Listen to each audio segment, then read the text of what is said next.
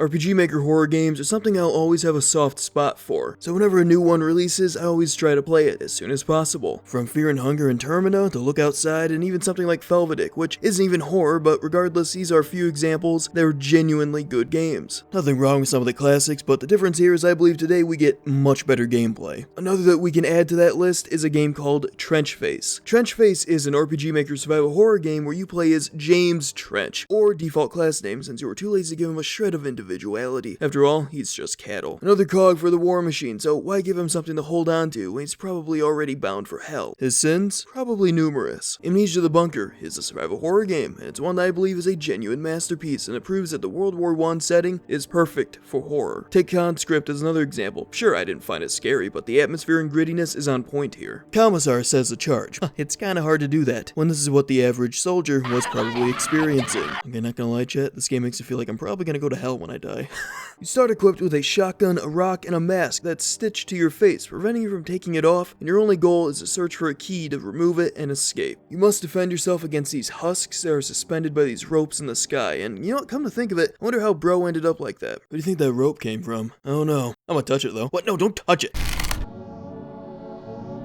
Yeah, that's terrifying. Now, I'm gonna start talking gameplay and atmosphere before getting into spoilers, which I will warn you about. So, if you find this game appealing, the link is in the description to the Steam page, and it's only $3. Despite its simplicity and some weird design choices, I still think it's worth your time, and the developer is already working on adding more content. Right off the bat, I just love how nasty and depressing the game looks. From the main menu, Jesus Christ. From the cutscene art to the gameplay, which mostly consists of colors of brown, sometimes blue for some reason, maybe red and green. Because just from looking at your character, you can tell you're God's favorite tweaker. Instead of to the wolves, let's take Trench here and throw him to the warp. See what happens. Who knows? It could be funny. It could be horrifying. We don't know. The artwork for the characters looks simple, but I really like how lifeless and obscured they look. It gives a creepiness factor to the enemy.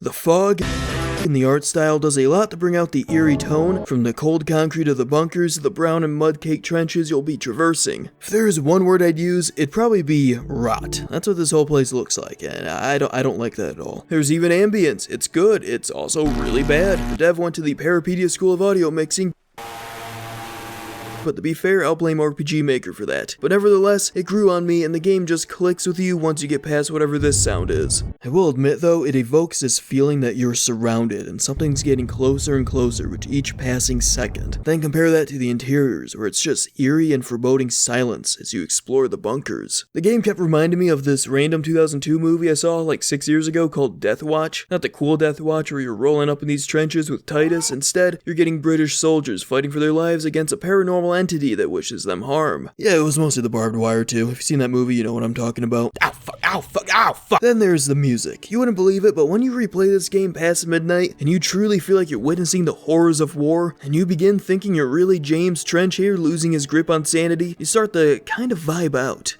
Overall, tonally, it is harrowing, melancholic. It makes you wish you committed getting past a month of sobriety, but alas, here we are. Of course, there are enemies in the game, because if this was a walking simulator, you would not be seeing this video. After all, we need to put the survival in survival horror, so let's talk combat and enemy variety. For exploration, you'll gradually progress to a new trench, searching for ammo, money, or scrap, which you can use to craft medkits, more ammo, Molotovs, and it's also what allows you to use your skills for some reason. You can also find these crates, which give you gear you can use to increase your stats, of course. As for level design, the trenches are big enough to give you a feeling of proper exploration. There's even times where you use these ladders to offer shortcuts in case you need to retreat to a safe room because you got your ass kicked by horror beyond your comprehension. You know guys, I may not know what the hell's going on, but I can comprehend that that guy right there can go f himself. If you can at least grasp that, then you may be able to make it out alive and get back home to your wife. Of course, it's not that easy if you couldn't see the floating soldiers and undead whales you saw throughout this video. I don't know how Trenchface does it, but the dev managed to create a tense experience that forces you to think and consider your fights and move slowly, since the game strongly emphasizes avoiding conflict for as long as possible. Combat is brutal, very brutal, and there were many times I lost up to 20 minutes of progress, upon which many words were said that I can't say on YouTube. You also don't have the option to escape, so you will face your foe head on and you will win. Combat is obviously turn-based, and here you can see the Funger influence with the limb system. Part of the combat is learning how each enemy works and using your available tools to take them out as efficiently as possible. You could target their arms and legs to reduce their damage, but the longer you're in the fight, the more likely they'll use a special attack on you which will deal devastating damage.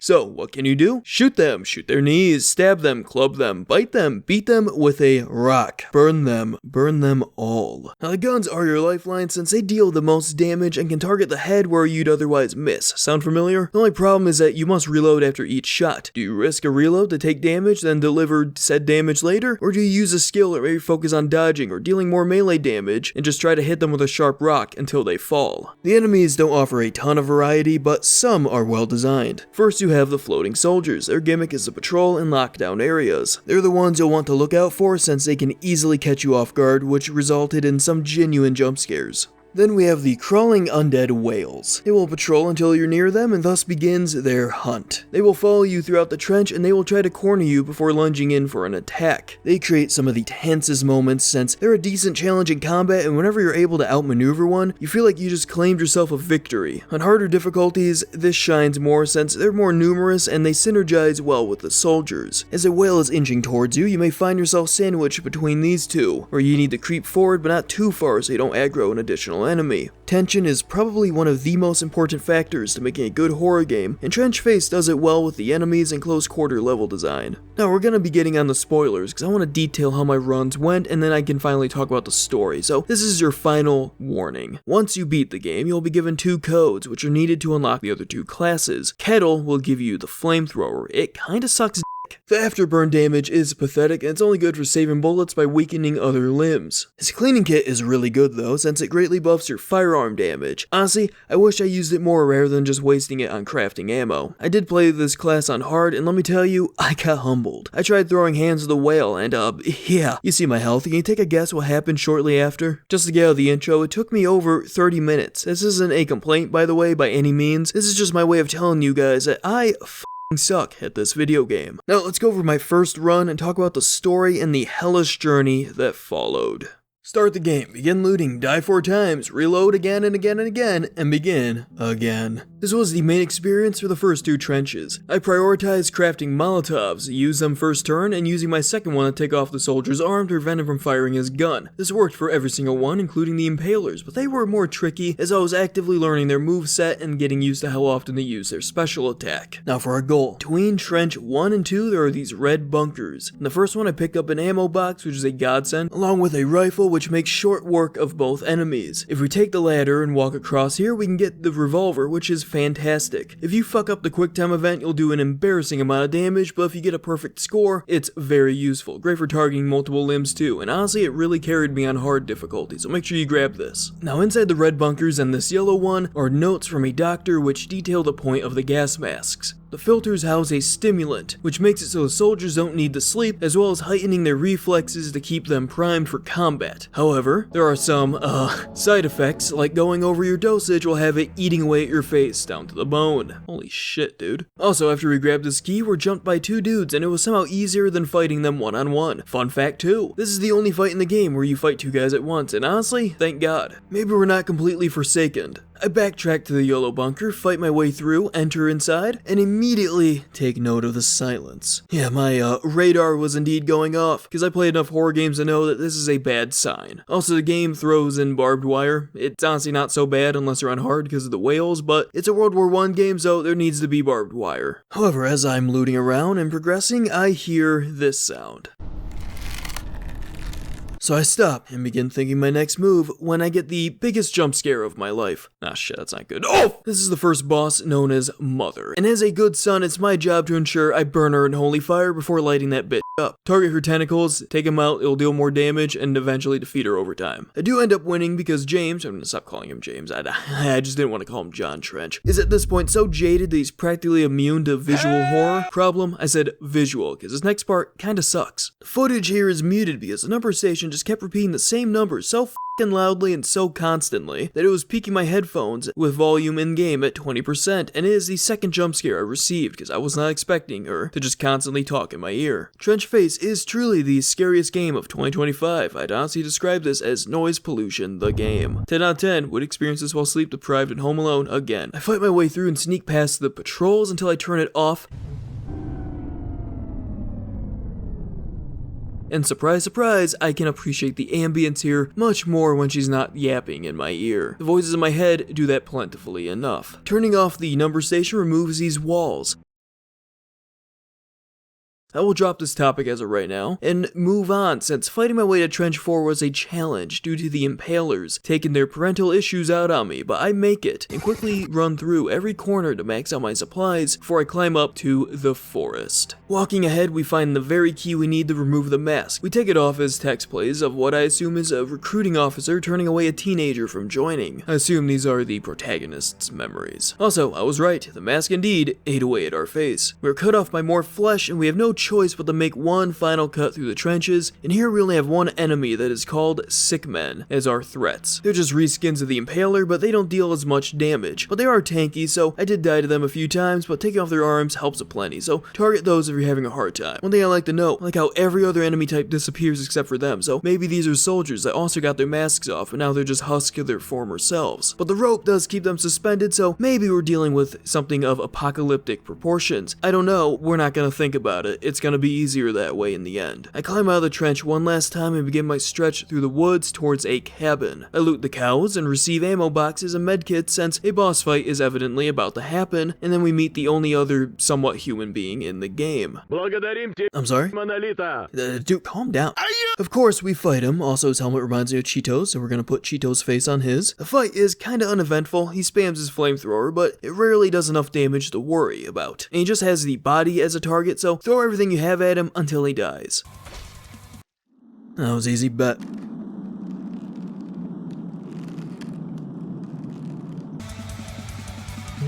This boss is not as easy. I take it back, don't waste everything on the throwaway boss, save a Molotov or two and use your bullets on the ropes until he drops. But also take your time because the track that plays goes hard as fuck. We defeat it, and I walk towards the closet. We saw these earlier inside the cellar where we fought the mother, but something was holding them shut from the inside, but this one is different because it opens.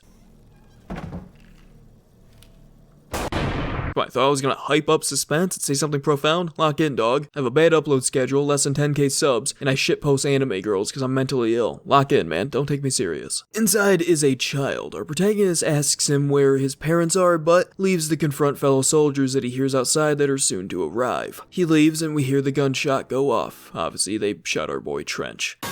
Rest in peace. I can't handle this many losses in my life, man. The game ends with 2 soldiers taking the boy and drafting him into the army. As I said, completing a run will get us codes for the flamethrower, as well as another one. We're a fucking rat now. With the rat, you get an extra accessory slot since you don't have the mask to take it up, and you can't use melee weapons. You still get to piece up a dude with a revolver or shotgun though, which is kind of a terrifying thought. You also get a bite, which you can use twice in a turn to lower an enemy's defense. The other two is the ability to shrink and grow, the former lowering health but giving you more strength, and the former just giving you a health buff which stacks throughout the runtime. I had almost 200 health by the end of the game. The class is honestly fun and kinda hard to take serious when playing as a literal rat, but it's a good time. I recommend going through the game with this class. However, you can also get a new ending with the rat. I tried as the flamer dude, but I didn't get a new ending, and I'm not playing permadeath. Fuck that entire concept. As a rat though, all the dialogue and events play out the same, which is kinda disappointing, but after opening that closet, nothing happens. You're a rat. You can't talk. You instead flee outside and a gunshot rings out. But based on the dialogue, we escaped and caused the soldiers to flee, leaving the boy inside the cabinet because we can fight demonic entities and decay, but getting the Black Plague would kinda suck. So, what does this all mean? I have no idea. A single run is like 2 hours, 2.5 hours long, and we only have interpretation to go off of until he releases the upcoming expansion. I just haven't uploaded in like 3 months, so I'm just typing away at this script, and it's currently 1:38 a.m. on a Friday night, and I'm not not going to explain what I think happened because I'm too lazy, but go ahead and leave your comment on your thoughts because I do like reading them. Trench Face is a basic but enjoyable game. The whole reason I did a video on it is honestly because I do want this game to get more exposure so the developer continues to refine the game and possibly make a sequel down the line. More things I like to see, like for example, our main character. Who is he? Is he a hag maxer? Does he like toxic women? What does he think of Big Boss? Who knows? I certainly don't, but I'd like to. Same with the ropes. Are they connected to something worse? How do they work? Is it an infection system? Is this all in our head? Did our character die in every run? We're just living as another soul and the child is meant to symbolize a new character on a new run because the war has gone on for so long? The first sentence on the Steam page says alternate history, which is something you could do a lot with. I honestly just want more from this game and I believe the developer will only get better with time. I will always have a soft spot for RPG Maker horror games and I hope the dev keeps up the work so they can stand among some of the greats. If you made it this far, 1, thanks. 2, if you're still thinking of picking this up, go for it. If you end up enjoying the combat, feel free to try another run with a new build or a different class and maybe brave the depths of permadeath, because the combat is what will keep you replaying the game until expansions are added. Thank you all for watching. I'm sorry I am the way I am, and I hope you enjoyed the video. I have no idea what I'll cover next. Maybe finally keep a promise I made like 4 months ago, but there's no way in hell I will take another half year to upload. Peace out, and have a good day.